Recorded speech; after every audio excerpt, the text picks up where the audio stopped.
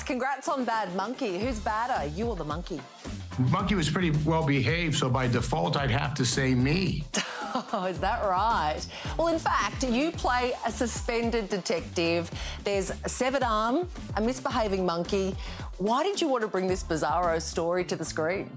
I love the world. You know, it takes place in the Keys in Miami. It's got a crime element. The world is very serious and grounded.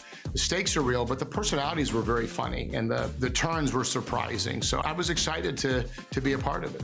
I'm in a bit of a jam here. Dude, you're a murder suspect. Maybe it's even a pickle. It's a story that could only really happen in Florida. I mean, why does so much weird stuff happen down there? I mean, is it the heat?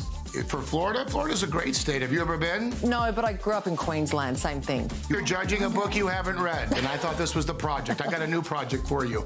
You have to visit these places before you have such a strong opinion. Oh, well, actually, it's the internet's opinion. Did you know that if you Google Florida man and any date in the year, it'll bring up a crazy but true headline? For example, I took the liberty of Googling your birthday and it brought up this. Police charge Florida man for eating pancakes in the middle of a major road. Well, that feels like that could happen anywhere. You've never had a pancake in the middle of the road? No. That feels like a Wednesday to me.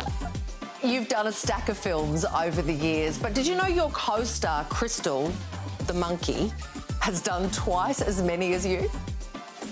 I'm not surprised. Crystal's a very hardworking gal, and she's got some mortgages. She's a big house buyer. Does she have her own entourage, her own trailer? Are you a monkey fan? Not really, no. She was a gracious co-star. She was a gracious lady. Everyone got along well with her. No one was bitten on this set. She was very well behaved, actually. That old vet, that old show pony. I grew up on your movies, old school, wedding crashes, but you've recently said that studios are too scared to make raunchy comedies these days. Why is that? What I was saying is, you know, what's happened is these studios kind of have a set of rules that they follow because they're really trying not to get fired. That you get in trouble if a project doesn't work and you kind of take a chance. So a lot of them kind of play it safe because if something doesn't work, they want to at least be able to defend why they did it. So as a result of that, sometimes you don't see them taking as many chances now. And I think that's just in general. There's a lot more risk aversion in the green light process. Well, and some good news, there's a Dodgeball sequel coming as well. There's talk of a Wedding Crashers too. So do you maybe think the tide is starting to turn a bit?